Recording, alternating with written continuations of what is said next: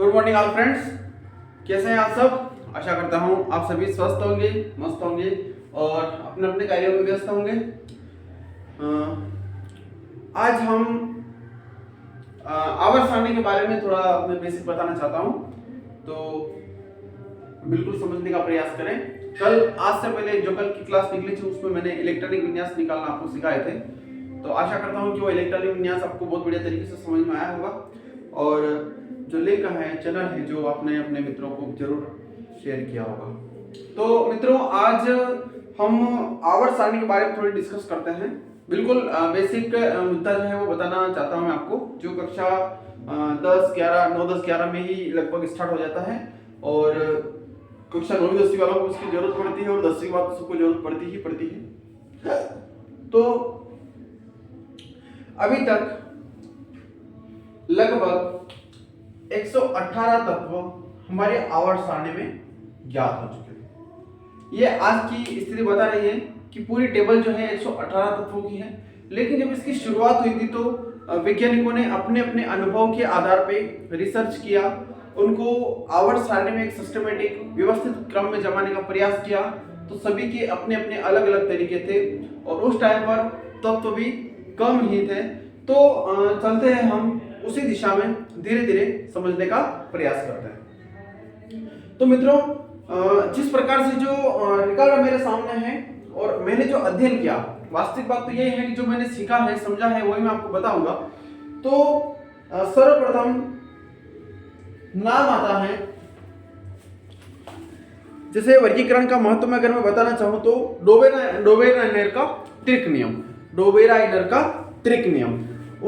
एक वैज्ञानिक थे डोबेराइनर, जिन्होंने सन 1829 में तत्वों के 3 समूह का एक वर्ग बनाया और उन्होंने जब साइड के दोनों तत्वों का योग करके देखा और 2 का भाग लगाया, तो किसी भी प्रकार से जो बीच वाला तत्व था उसका गुण जो है वो समान मिला, उसका भार जो है समान मिला। उदाहरण के लिए lithium, sodium, potassium, lithium, sodium, potassium. Lithium, sodium, potassium में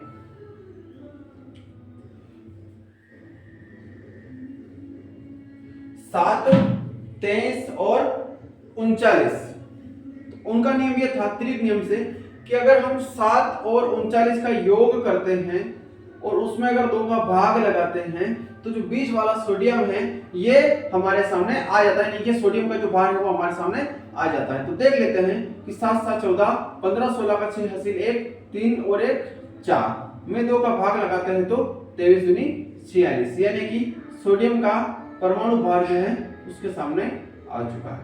तो इस प्रकार से डोबेराइनर ने जो त्रिक नियम दिया था वो तुम्हारे सामने था। फिर एक और हमारे सामने एक न्यूलैंड का अष्टक नियम आया था। तो न्यूलैंड ने जो भजन करते हैं और भजन के जो स्वर होते हैं सारे गम पद नि सा, उसके अनुसार तत्वों को जमाने का प्रयास किया था। तो ये एक न्यूलैंड का अष्टक नियम था और ये उन्होंने 1863 में प्रतिपादित किया था। फिर इससे अगला अगर अपन देखा जाए तो लोथर मेयर वर्ग, जो कि एक ग्राफ के आकार की एक आकृति होती थी जिसमें उन्होंने ऊंचा नीचा ऊंचा नीचा ऊंचा नीचा इस प्रकार से उन तत्वों को जमाने का प्रयास किया था। यानी कि लोथर मेयर ने जो व्यवस्था की थी वो सन 1869 में लोथर मेयर एक जर्मन रसायन के अपने तत्वों के भौतिक गुणों जैसे परमाणु आयतन, गलनांक, क्वथनांक का अध्ययन करके उन्होंने एक लोथर मेयर मार्क बनाया था। फिर उससे आगे अगर अपन देखा जाए तो लगभग जो पढ़ा जाता है मेंडलीव की आवर्त सारणी, मेंडलीव की आवर्त सारणी और आधुनिक आवर्त सारणी। तो मित्रों, मैं बता देना चाहता हूं कि मेंडलीव ने भी अपना प्रयास किया था और बिल्कुल तत्वों को सिस्टमेटिक क्रम में उन्होंने जमाया था, लेकिन मेंडलीव की आवर्त सारणी और आज की जो आधुनिक आवर्त सारणी है, दीर्घ रूप सारणी जिसको हम बोलते हैं, उन दोनों में लगभग समानता है, कोई ज्यादा अंतर नहीं है। बस अंतर इतना है कि मेंडलीव ने अपनी आवर्त सारणी तत्वों के परमाणु भार के आधार पर जमाई थी और आधुनिक आवर्त सारणी यानी कि दीर्घ रूप सारणी जो है मेस्ले द्वारा प्रतिपादित की गई थी। इन्होंने आवर्त सारणी को परमाणु क्रमांक के आधार पर जमा दिया गया था। तो मित्रों अभी हमें मेंडलीव की आवर्त सारणी और आधुनिक आवर्त सारणी इन दोनों का बेसिक अध्ययन आप सभी को करवाना चाहता हूं। तो मेंडलीव की आवर्त सारणी जो थी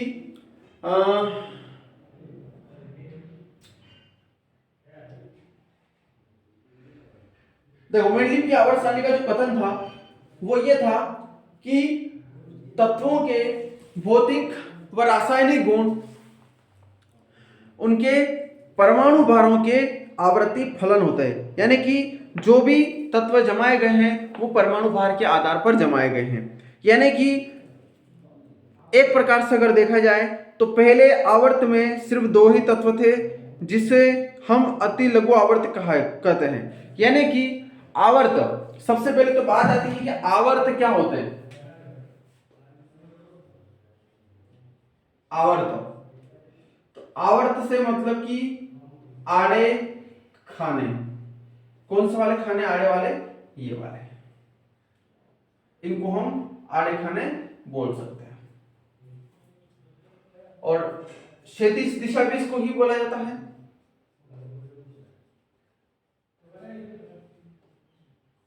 एक और बात आती है ऊर्ध्वाधर। ऊर्ध्वाधर से मतलब खड़े खाने, ये वाला है। तो सर्वप्रथम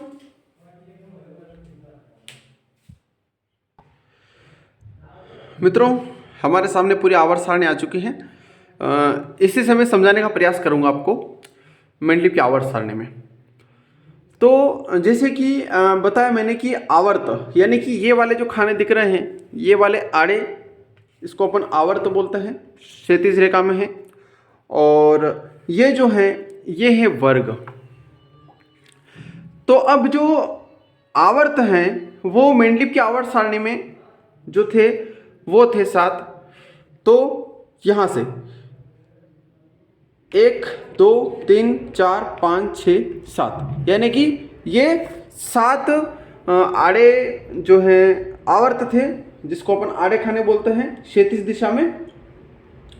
और 9 जो हैं वर्ग थे। तो 9 वर्ग में आपको बताना चाहता हूं, जो 9 वर्ग थे वो यहां से थे कि 1 2 और यहां से यहां तक का पूरा 3 4 5 6 7 8 9।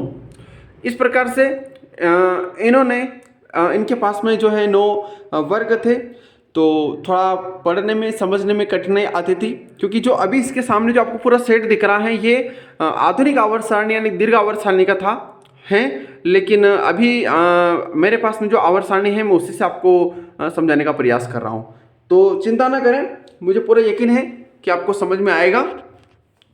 थोड़ी सी असुविधा जरूर होगी क्योंकि हमारे पास में भी अभी पूरी तरह से व्यवस्था की कमी है। तो आपको इतना ज्ञात हो चुका है। देखिए मैं वापस से रिपीट कर देता हूं कि आधुनिक आवर्त सारणी में, मेंडलीव की आवर्त सारणी में तत्वों के भौतिक व रासायनिक गुण परमाणु भार के आवृत्ति फलन होते हैं। यह तो इसका कथन हो गया, यानी कि यूं समझे कि परमाणु भार के आधार पर आवर्त सारणी को जमाने का प्रयास किया गया था, तत्वों को जमाने का प्रयास किया गया था। अब इसकी जो विशेषताएं हैं उसमें मैंने अभी तक जो बताया है आपको कि 7 आवर्त हैं और 9 वर्ग या समूह हैं जो ऊर्ध्वाधर दिशा में होते हैं, यानी कि खड़े खंबे के समान, यूं समझे इसको। फिर आगे बताया गया है कि पूरी तरह से एक समूह के तत्व समान गुण रखते हैं, यानी कि कोई भी तत्व अगर एक समूह में है यानी कि खड़े खंभों में है तो उनके सभी के पास में अपने समान गुण होंगे। जैसे उनकी संयोजकता देखिए, अपन इलेक्ट्रॉनिक विन्यास देखिए, एक एक क्रम बढ़ता जाएगा, एक एक अणु बढ़ता जाएगा, उस प्रकार से। और अगर इनकी और व्यवस्थित व्यवस्था देखें कि क्या है, तो पहला जो आवर्त था यानी कि पहला आवर्त आड़ा खाना था उसमें मात्र 2 तत्व विद्यमान थे, हाइड्रोजन और हीलियम, जिसको हम अति लघु आवर्त यानी कि सबसे छोटा आवर्त माना जाता था। फिर उसके बाद में अगर अपन सेकंड नंबर पे आते हैं तो दूसरे और तीसरा जो आवर्त है, दूसरे और तीसरे आवर्त में 8 तत्व थे जिसको हम लघु आवर्त कहते थे। फिर उसके बाद चौथे और पांचवें, चौथे और पांचवें आवर्त में अगर अपन आते हैं तो उसको हम 18 तत्व कहते थे। कौन से वाला? चौथा और पांचवा। ये चौथा और पांचवा आवर्त है जिसमें टोटल मिलाकर के 18 तत्व हैं, जिसको हम दीर्घ आवर्त कहते हैं। फिर इसके बाद में छठे आवर्त में 32 तत्व हैं, जिसमें से 18 तत्व तो दिखाई दे रहे हैं, परंतु लेंथेनाइट श्रेणी के 14 तत्व भी इसी आवर्त का सदस्य माना गया है। इसे तो सबसे बड़ा दीर्घ आवर्त यानी कि अति दीर्घ आवर्त हम कहते हैं।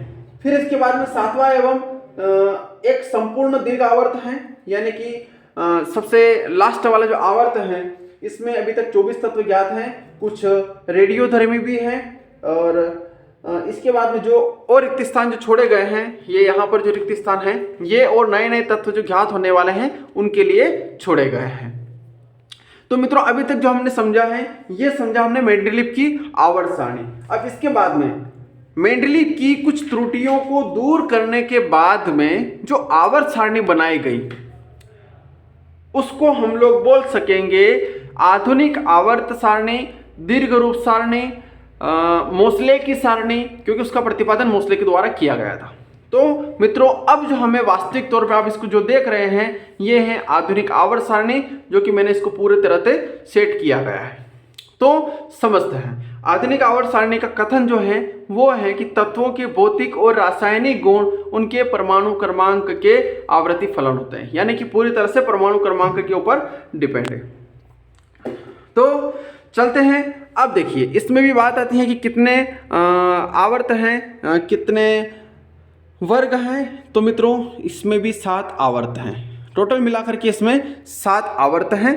और 7 आवर्त के बाद में अगर अपन वर्ग की अगर अपन बात करें, समूह की अगर अपन बात करें, तो इसमें पूरी तरह से 18 समूह हैं या 18 वर्ग हैं। कैसे हैं? देखिए पहले क्या था कि ये 1 2 हो गया था, ये सब पूरा एक जैसा ही था। अब इन्होंने क्या किया है कि सुधार किए हुए अलग अलग वर्ग बना दिए ताकि हमें याद करने में सुविधा हो। देखिए स्पष्ट रूप से देख सकते हैं, मैंने क्रमांक डाल रखा है कि 1 2 3 4 5 6 7 8 9 10 11 12, फिर वापिस 13 14 15 16 17 और 18, यानी कि इस प्रकार से प्रत्येक वर्ग का अलग अलग नामांकन कर दिया गया है।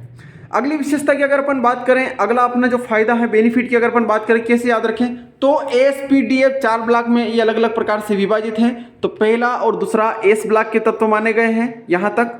फिर यहाँ से लगा के यानी कि 13 से लगा करके 17-18 तक जो है पी ब्लॉक के तत्व माने गए हैं। फिर 3 से लगा करके 12 तक डी ब्लॉक के तत्व माने गए हैं, और यहाँ पर जो है ये एफ ब्लॉक के तत्व माने गए हैं। यानी कि इस प्रकार से इसमें काफ़ी सुधार हुआ है ताकि हम एक एक वर्ग को उठा करके आसानी से याद रख सकें। अब अगली चीज़ अगर अपन देखा जाए तो एफ ब्लॉक के तत्व जो है लेंथेनाइट और एक्टिनाइट श्रेणियां जो हैं दोनों, है ना, लेंथेनाइट और एक्टिनाइट श्रेणियों को आवर्त सारणी से बिल्कुल पृथक कर दिया गया है, बिल्कुल अलग रखा गया है। तो आधुनिक आवर्त सारणी की इस प्रकार की विशेषताएं थी। मैं और बताना चाहता हूं इसमें इसकी जो खास विशेषताएं हैं वो क्या हैं। माफ़ी चाहता हूं, थोड़ी व्यवस्था के कारण दिक्कत आ रही है, समझाना भी है और वीडियो भी कैच करना है। तो एक और मित्रों, इसमें जो आवर्त सारणी का जो पहला तत्व था हाइड्रोजन को बिल्कुल क्रमांक 1 में रखा गया है, जो कि पहले आवारा की गिनती में आता था, उसको उसका निश्चित स्थान कर दिया गया है। लेंथेनाइट एक्टिनाइट यानी कि एफ ब्लॉक के तत्वों को आवर्त सारणी से पृथक कर दिया गया है। प्रत्येक तत्व को पूरा व्यवस्थित नामांकन करके क्रमानुसार बता दिया गया है। और आवर्त सारणी में अभी भी कुछ जो रिक्त स्थान है वो नए तत्वों की खोजबीन जारी है, या आने वाले समय में जो भी तत्व ज्ञात होंगे उनके लिए छोड़ दिया गया है।